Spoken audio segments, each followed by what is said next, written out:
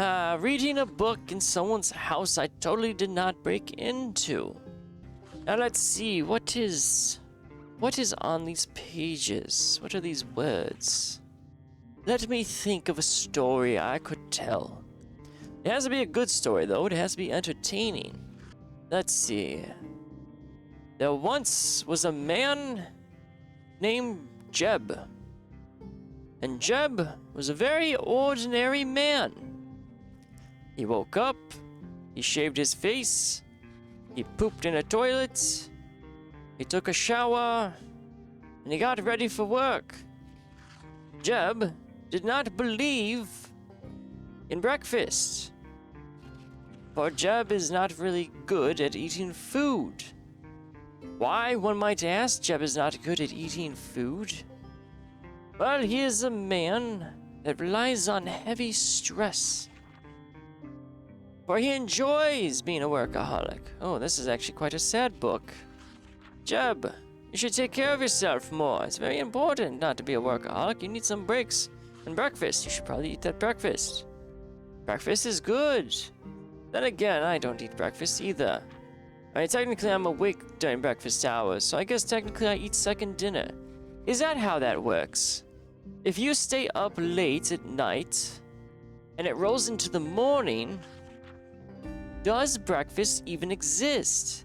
Because technically, since you didn't go to sleep to wake up the next day in the morning, therefore, one can deduce that it is second dinner. I mean, that makes sense. Yes, I'm going to go on this hill and die on it. Second dinner. Not too bad. A very good thought, actually. But then again, is dinner technically dinner? Can you have a second lunch? I mean, I guess you could technically have a second... Wait a minute, hold on now. If you sleep through the morning, and it rolls over, would that then mean... Okay, hold on, this logic train is starting to get a little bit difficult here. If you wake up, let's say, during lunch hours, it is not technically lunchtime because I have just woken up. So therefore, lunch has now become dinner. So when dinner rolls around, it is then technically lunch. And then when technically, second dinner would still exist. Yes. I am fairly certain that's how it works. I mean, why would it not work that way? But does that mean you could technically never have a first breakfast or second lunch? But then why does second dinner exist? Quite an interesting thought. But I feel as though that my logic train has derailed at some point. And that's not good. I mean, trains in general derailing are not good, and if a logic train derails, well, I mean, that just simply means it's illogical. And we don't want to have illogical thoughts. Then again, I do rival in madness. Or, well, at least self-perceived madness. Not true madness. I mean, madness is just, well, mad. But then again, I'm not really mad. It's just an illogical thought. Yes. But then again... Well, I never did claim to be a well-educated man. But does a person need to be educated to understand this thought process? No. I do not believe a man could go ahead and do that. Anyone can have these thoughts. Does it make sense? I don't know. To some people, this thought could make complete sense. A clarity which is yet not to be perceived by one own man, but perceived by many a men. But then who dictates what is a logical or illogical thought? Would it be the person who uttered the words? Or would it be the much wider society? So therefore, if society dictates something that a well-educated man would perceive as dumb, but society says it is smart, then which one would it be? My, this is starting to turn into quite a conundrum. Could one just assume that any thought that is manifested within one's mind, the pure madness, regardless if it is logical or illogical? Or these just simple ramblings of a man sitting in a room in front of a computer, playing as another man who is virtual, sitting in a house he totally did not break into? No, because it is the apocalypse, and technically laws do not exist in said apocalypse, or at least maybe traditional laws. Yes. And I'm sitting here reading a book about carpentry, yet somehow holding a conversation about whether or not certain thoughts are logical, illogical, and understanding one's madness. My word. If only I could turn off my brain, but unfortunately, that's really not how my brain works.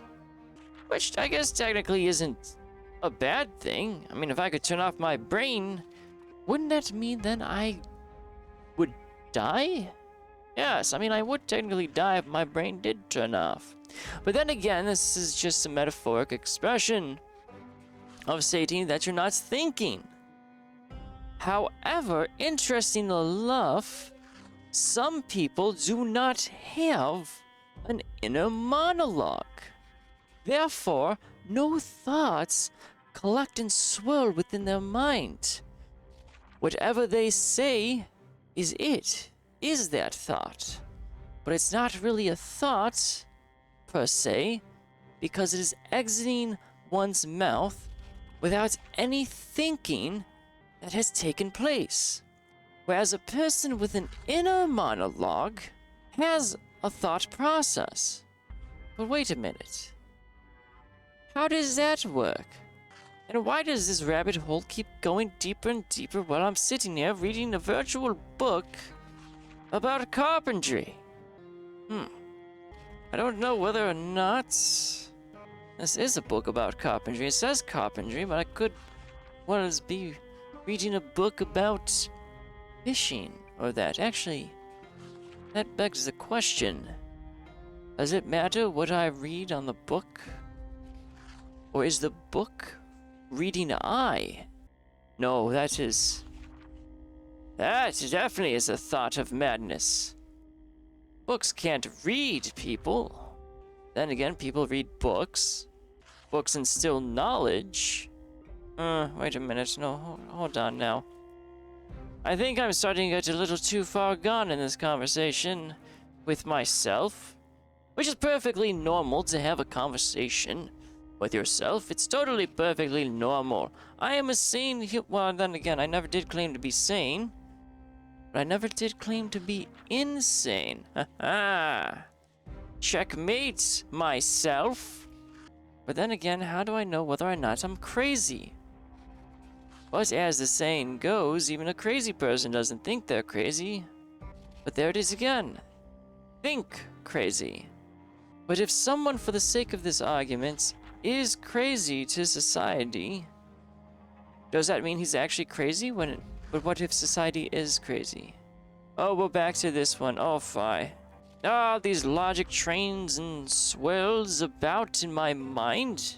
It's quite hard, really, to pin down what exactly I'm even trying to get to in this conversation. Yes. What was the point of this logic train? I feel as though that everything has gone quite astray. I mean, technically, I'm supposed to be wandering around, killing zombies, raiding people's pantries, investigating pants. Because why not? It's the apocalypse. I can do whatever I want. Well, so long as it plays the rules within this virtual world. Yes, quite interesting, I must say.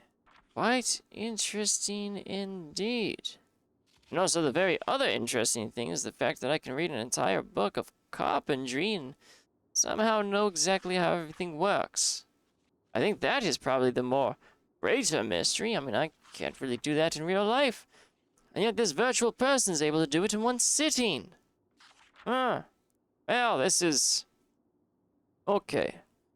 I think I have exhausted enough brain thinking in this notion of illogical logicliness. Oh, it doesn't matter. Words are made up. So society dictates these words technically exist while others don't. Why does everything have to be so complicated? I mean, you know what? I'm just gonna get up. I'm just gonna start going back to killing zombies. Yes, that's what I shall do. Marvelous idea. No, actually, I'm a bit hungry.